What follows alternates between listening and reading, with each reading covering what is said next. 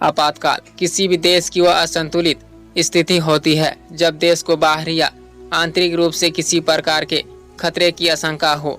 भारतीय संविधान में देश के राष्ट्रपति को कुछ विशेष शक्तियां प्रदान की गई है, जिसका प्रयोग राष्ट्रपति संपूर्ण देश या किसी राज्य की राजनीतिक या संवैधानिक व्यवस्था के विफल होने की स्थिति में करता है। भारतीय संविधान में देश, राज्य और उनके नागरिकों से जुड़े उन सभी महत्वपूर्ण बिंदुओं को उल्लेखित किया गया है जिनके द्वारा भारत को एक लोकतांत्रिक राष्ट्र का दर्ज मिला है। संविधान में उल्लेखित इन्हीं बिंदुओं में से कुछ बिंदु देश या राज्य में होने वाली प्रशासनिक विफलताओं से निपटने के तरीकों के बारे में है, जिनका प्रयोग भारत का राष्ट्रपति हालात का जायजा लेकर बहुत जरूरी लगने पर ही करता है। आपातकाल की स्थिति होने पर राष्ट्रपति को किसी से भी सलाह मशवरा करने की जरूरत नहीं होती है। राष्ट्रपति संविधान में दिए गए शक्तियों के अनुसार पूरे देश में या फिर किसी एक राज्य में आपातकाल की घोषणा कर सकता है। आपातकाल संपूर्ण देश या फिर किसी भी राज्य की वह असंतुलित स्थिति है जिसमें संवैधानिक और प्रशासनिक संतुलन छिन्न भिन्न हो जाते हैं।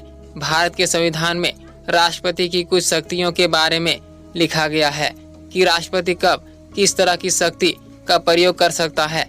उन्हीं शक्तियों में से एक शक्ति आपातकाल की है। संपूर्ण देश या किसी राज्य पर अकाल बाहरी देशों के आक्रमण या आंतरिक प्रशासनिक अव्यवस्था आदि की स्थिति आती है तो उस समय उस क्षेत्र की सभी राजनीतिक और प्रशासनिक शक्तियां राष्ट्रपति के हाथों में चली जाती है। आपातकाल देश या राष्ट्र में तभी लागू होता है जब ऐसी विषय परिस्थितियां आ जाए जिसमें स्थानीय प्रशासन मौजूदा हालात से निपटने में असमर्थ हो। आपातकाल के प्रमुख कारण बाह्य आक्रमण, अकाल, आंतरिक व्यवस्था की विफलता या आर्थिक मंदी होती है।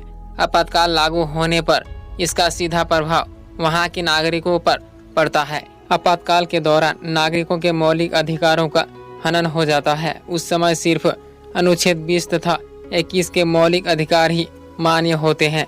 किसी भी देश की सरकार के लिए आपातकाल की घोषणा करना बहुत ही मुश्किल होता है।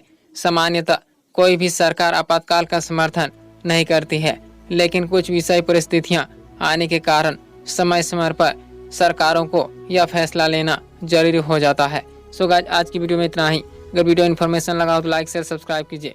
तब तक ले जय हिंद, वंदे मातरम।